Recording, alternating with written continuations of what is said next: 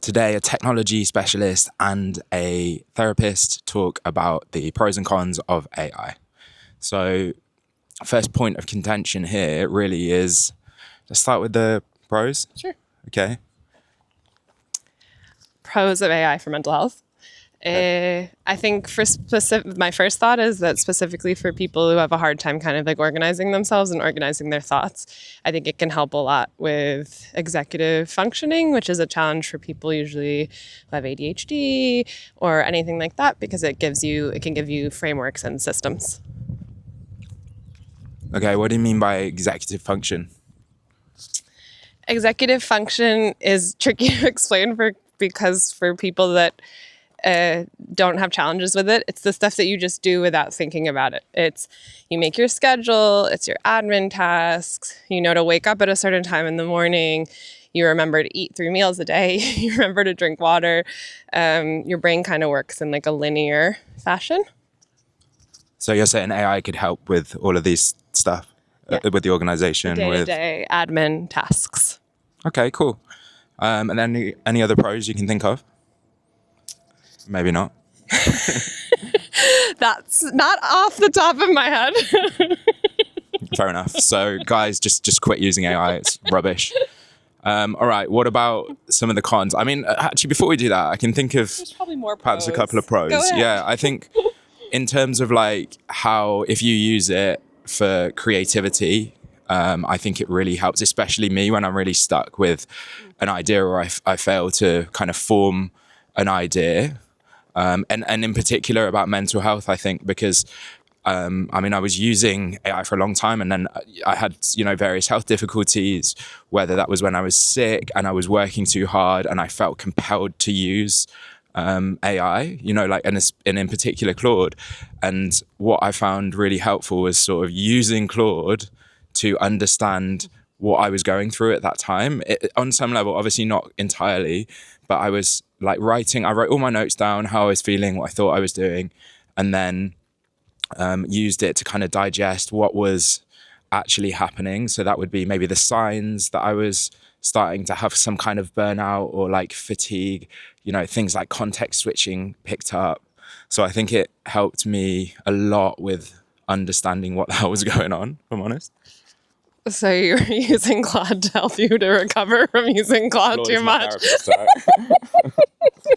Claude is not a replacement for therapists. Do we want to go there or do we want to go to the... No, let's go to... Okay, so we'll make another video about that one, guys. No, maybe. Okay, the next thing we want to talk about are the cons. I could probably list a few more pros, but I think, if we jump to the... Listen if you want to... No, let's, because otherwise it'd be a super long video and everyone will get really bored. Okay, fair enough. Cons. It's virtual, right? It's artificial intelligence. So it's in the name.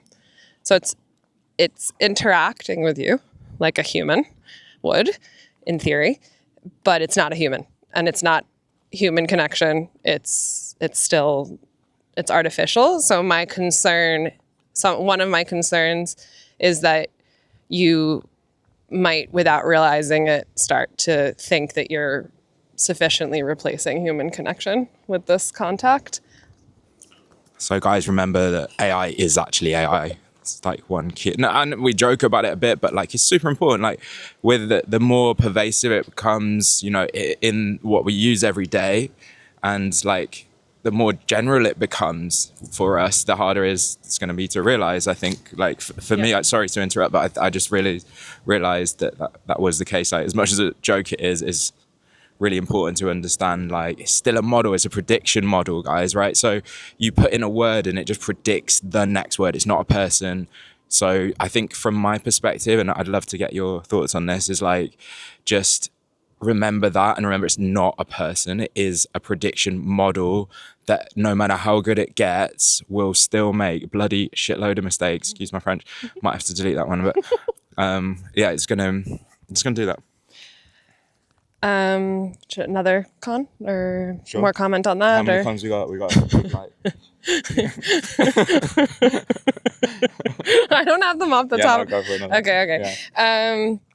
We were just joking about this, but I do worry people trying to I don't think it's a bad thing as in kind of interim step or to help you get organized but I do worry that people will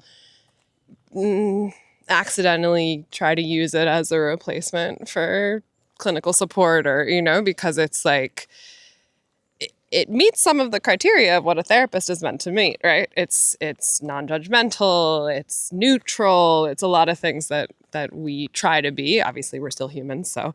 But just my concern would be that people wouldn't.